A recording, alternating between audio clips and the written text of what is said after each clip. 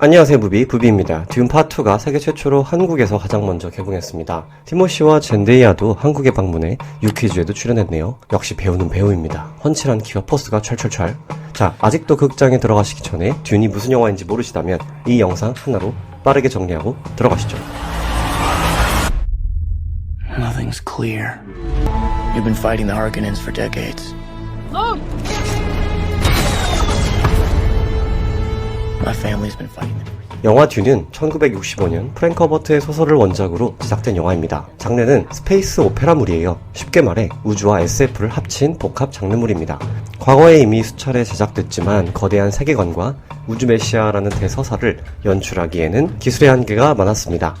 그리고 마침내 전 세계가 인정한 컨택트, 시카리오 암살자의 도시, 블레이드 러너 2049로 이름을 알린 드니 빌레브 감독이 연출을 맡아 전례 없는 스케일의 역대급 SF 영화를 세상에 보여줬습니다. 해외 매체에서는 반지의 제왕에 견줄 수 있다는 평가가 나오고 있을 정도로 역대급 판타지 영화로 전 세계인들의 기대를 한몸에 받고 있어요. 영화 듄 파트 2 보기 전 복습 및 세계관 짚어보도록 하겠습니다. And so many futures are enemies. 이 영화의 배경은 서기 2만 6년경으로 과학기술이 정신 나갈 정도로 발달한 미래입니다. 수많은 가문들이 지구 밖 우주에서 저마다의 행성에 거주하죠. 특이하게도 어떤 전쟁으로 인해 운송수단과 굴착기와 같은 중장비를 제외하고 모두 기계가 없어집니다. 그리고 듄 서사에서 가장 중요한 성간여행, 즉 우주비밀 항법술로 인해서 행성 간의 이동과 통신이 가능합니다. 이 기술을 확보한 가문이 우주전쟁에서 패권을 잡게 됩니다. 바로 지금의 황제가 속한 코리노 가문이죠. 2년만이 지나도 인류는 제국주의를 버리지 못했습니다. 아트레이더스 가문은 우주에서 가장 잘나가는 대가문 중 하나였어요. 대표적으로 코리노, 하코넨, 아트레이더스 이렇게 대가문이 3개가 있죠. 그들이 전달받은 황제의 명령은 사막 행성 아카리스를 통치하는 것이었어요. 왜 때문에 뛰어난 성군 레토 공작을 황량한 행성으로 보내는가? 바로 이 행성에서 향신료 스파이스 멜란지가 생산됐기 때문이에요. 아카리스 행성의 상위 포식자 샌드웜, 모래벌레의 배설물이 바로 스파이스인데요. 문제는 이 똥가루가 우주항법 기술에 절대적으로 필요합니다. 그뿐만이 아니라 이 스파이스는 안티에이징 끝판왕입니다. 인간의 수명을 늘려주고 심지어 인간의 잠재력을 극한으로 끌어올려서 예지력을 올려줍니다.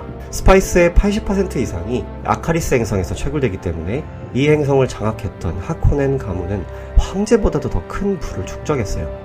제국주의에 이어서 아편전쟁도 극중에 반영이 된 겁니다. 문제는 대가문 하코넨과 아트레이더스는 수백 년간 다툰 견원지간이었거든요.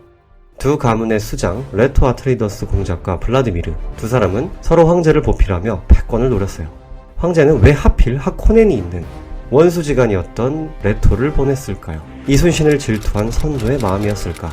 그 어느 역사를 봐도 자신보다 뛰어난 부하를 품어주는 지도자는 드물었습니다. 총명하고 자상한 레토 공작은 자신의 시간이 얼마 남지 않았음을 직감합니다. 결국 하코넨이 넘겨준 굴착기는 불량이었고 새벽에 선전포고 없이 암살과 침공이 시작됩니다. 하루아침에 멸망한 대가문 그리고 남겨진 아들과 엄마. 황제의 권력은 정말 무서웠어요. 가문 하나가 그것도 가장 잘나가는 대가문이 우주에서 사라진다? 사실상 일방적인 학살이죠.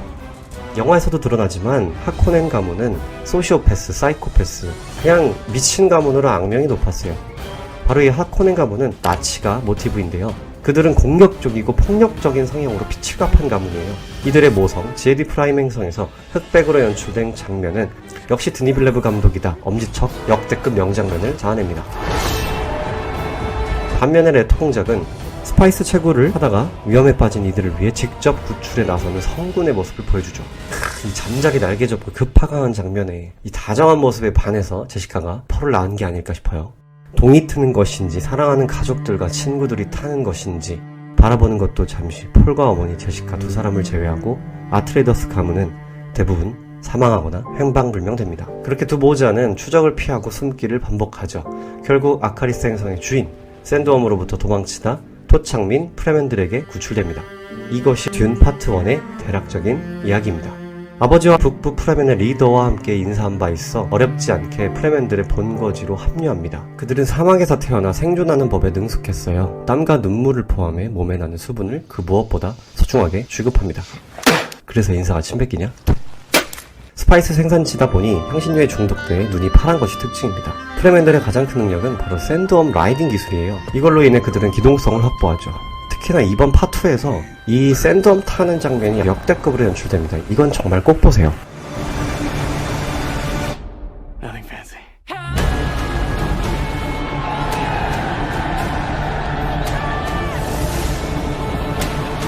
아트레이더스 가문이 아카리스에 도착하자 도착민들은 무언가를 연이어 외칩니다. 리사날 가입. 누군지도 모르는 이를 향해 메시아라고 외치죠. 제시카, 폴의 어머니는 그들을 향해 베네게스리트가 다녀왔다고 말해줍니다. 네, 베네게스리트는 초능력을 가진 여성으로 구성된 비밀 집단이에요. 그들의 목적은 전 세계 인류의 가장 우월한 유전자 배합과 조작을 통해 가장 뛰어난 인물을 출산하는 거예요. 가장 강력한 남자, 퀴사체더락을 출산시키려고 무려 1만 년을 준비하죠. 그때까지 계속 딸만 낳는 겁니다. 정말 지독한 조직이에요. 그런데 조직의 누군가가 이를 배신하고 딸이 아니라 아들을 낳았으니 그가 바로 폴 아트레이더스입니다. 배신한 요원은 당연히 레이디 제시카, 폴의 어머니였고요. 그녀는 레토를 너무 사랑한 나머지 폴을 아들로 낳아버렸어요. 파트 1 초반에 나타난 그 마녀 할머니 있잖아요. 이우스 헬렌 모이암, 베네게스리트의 대목급 되는 인물인데요. 그녀가 씩씩거리면서 폴을 테스트한 이유가 바로 퀴사체더락의 자질 때문이었어요. 진짜 나은 건지 확인을 해보려고 한 거죠. Come here, kneel. 1만 년 동안 진행한 프로젝트인데 이걸 엎어버렸어. 골 때리죠. 그래서 그녀가 막 기도하면서 두려움은 뭐 어쩌고 저쩌고 하면서 아들이 죽을까봐 기도한 겁니다. 문제는 이들이 가진 권력이 황제를 비롯해서 우주에서 일어나는 모든 사건에 개입한다는 것이에요. 자기들이 전쟁을 일으켜놓고 평화를 던져줍니다. 그리고 꾸며낸 메시아를 그들에게 세뇌시켜가지고 자, 평화다. 그들이 구원해줬다. We gave them something to hope for. 메시아가 구해줬다. 이거를 세뇌시킵니다. 그것도 약자들을 중심으로 마음속 깊이 끔찍한 희망을 세뇌시키는 것. 이것이 이들이 하는 일이에요. 미셔나리아 프로텍티바라고 하는 이들이 베네게스리트의 요원으로서 바로 종교를 포섭하죠. You are not prepared for what is. 스파이스를 지배한 자가 세상을 지배한다 라는 말은 사실 은유입니다. 제가 생각하기에 스파이스는 종교입니다. 물리적으로는 스파이스를 통해 통신과 운송수단을 장악해 기동성을 확보하지만 이 똥가루의 진짜 핵심적인 능력은 바로 인간의 마음을 휘어잡는 힘, 바로 종교였어요. 예지 능력도 있는데 사람의 마음을 휘어잡는 게 그리 어려운 일은 아닐 겁니다. 아카리스 행성의 프레맨들은 북부의 종교파와 남부의 근본주의자들, 굉장히 보수적이죠. 그리고 오로지 민족만을 위해 싸우는 반종교파, 이렇게 나눠져 있어요. 리사날 가입을 외치는 아카리스 행성의 토착민 프레맨들이 마냥 아트리더스인 2명을 포용한 것은 아니었어요. 그들은 이미 종교로 잠식돼 있었거든요. 그들이 폴을 우주를 구원해줄 구세주 리사날 가입으로 자기들 멋대로 믿고 있어요. 바로 베네게스리트의 세뇌 때문이죠. 심지어 폴의 어머니 제시카에게 너 데모가 되지 않으면 죽어 라고 말 같지도 않은 협박을 해요. 거의 자신들의 믿음을 강요합니다. 듀는 기본적으로 우주 메시아 서사극이에요. 원작자 프랭크 허버트는 이런 메시아주의를 매우 강하게 비판하는 인물이죠. 프레맨들의 믿음은 희망 어린 신앙보다는 꾸며진 메시아로 인해 집착 가득한 광기로 물들여져요. Duke of Arrakis!